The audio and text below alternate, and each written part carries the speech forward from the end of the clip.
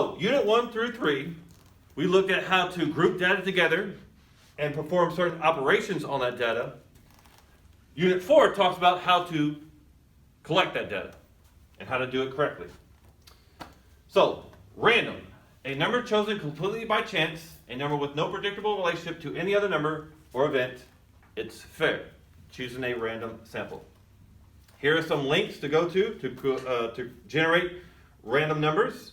And also you can perform this with your calculator. If you hit math on the left side, go to prob, short for probability, and then this rand int. We'll be using this a lot in this class. And you can do 0 to 1, so it chooses pretty much a coin flip, a 50-50 shot. It chooses either a 0 or 1.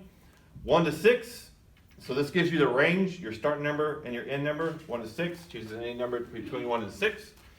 Or you could do 1, 6/2, which the rows, kind of like, this will be rolling the dice, and this will be rolling the dice twice. This comma 2. How many times do you want to do this part right here? So 0 to 1 is kind of like a coin flip. 1 to 6 is like rolling the dice.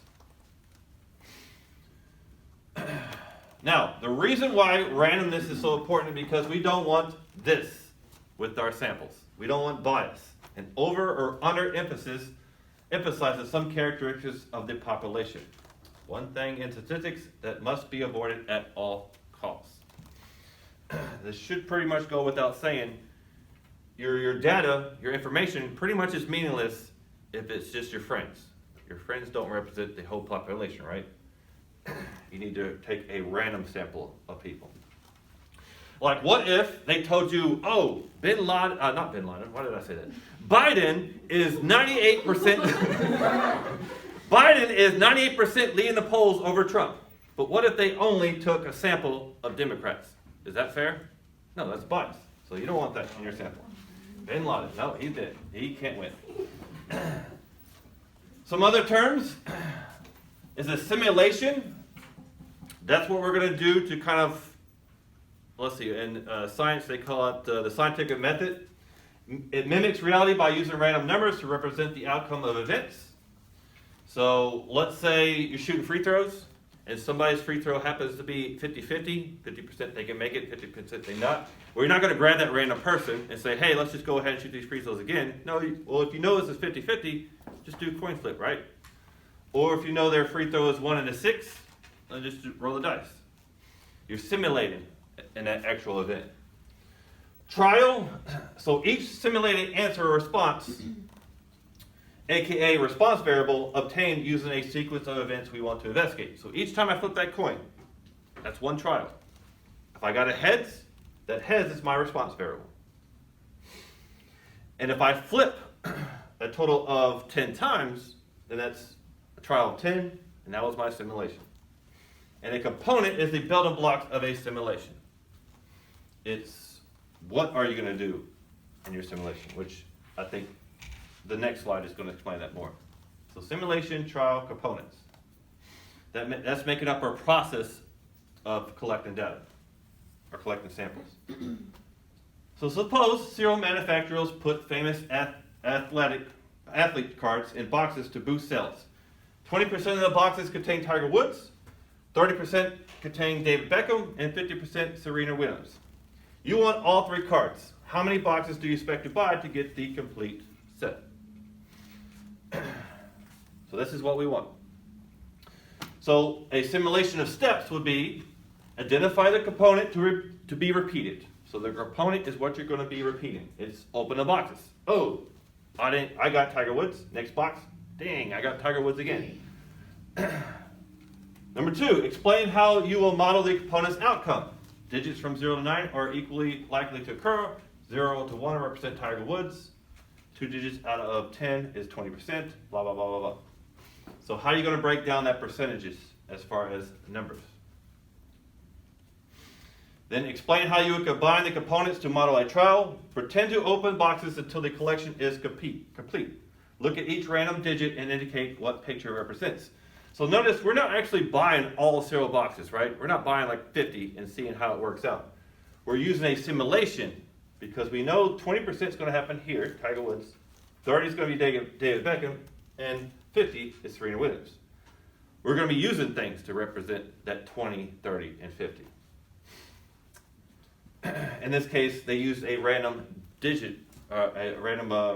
number generator, where 0 to 1 represents a 20%, 2, 3, 4, David Beckham, it's 5, 6, 7, 8, 9, Serena Williams.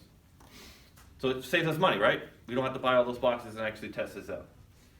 So state clearly what the response variable is. We want to find the number of boxes it might take to get all 3 cards.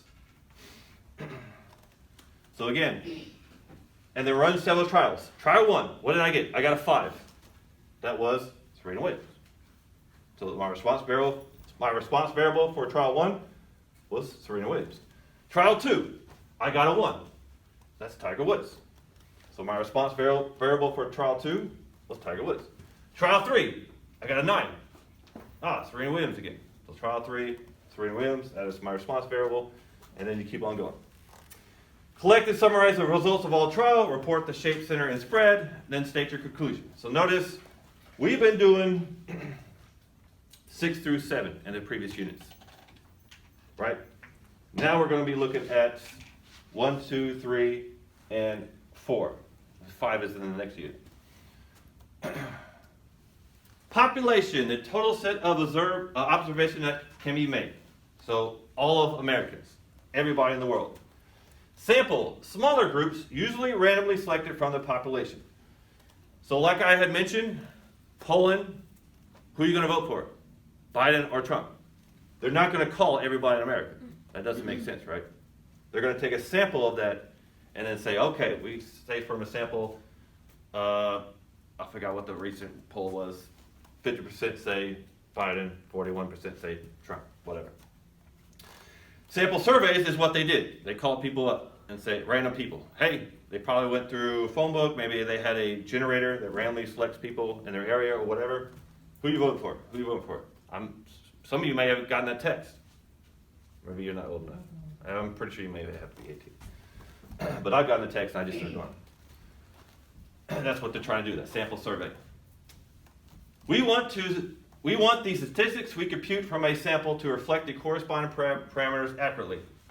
A sample that does this is said to be representative. So if you correctly get a nice sample, that sample is to be representative of the population. That's what your goal is, that sample to represent population. Like say you did call everybody in America. Do these two equal?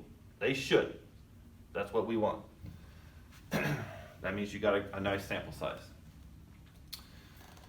So, there are 4 types of ways to collect a sample. Simple random sample, SSR, a selection method where each combination of people has an equal chance of being selected. This is the standard sampling method in statistics. This is typically what you want. Again, you have a list of everybody in America. You hit go, select somebody by random. Like the lotto tickets. Print out a lotto ticket. If you collect, give me a random numbers, it should be random. It shouldn't be like, well, I only want guys in and Smith or whatever. It's completely random. Everybody in the population is chosen equally, or given a chance equally to be chosen. Stratified random sample, when the population is split into homogeneous groups before the sample is selected. Then simple random sampling is used within each group before the results are combined. So here's my population. Now note, I want to group all my squares, circles, and triangles. In high school, maybe you're like, I just want my freshmen, seniors, juniors, and sophomores. You're put them into groups. And then you're taking a random selection from those groups. And then that is their sample size. Does that make sense?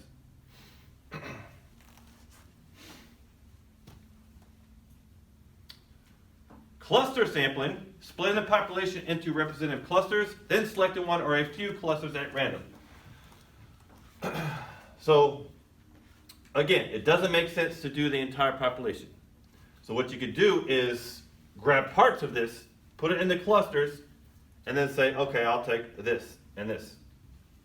I'll take this and this. You're randomly selecting the clusters. You're not selecting based on what you see. You're just random selecting everything. So clusters are a random selection of the population, so it's smaller sizes, and then you're randomly selecting a cluster.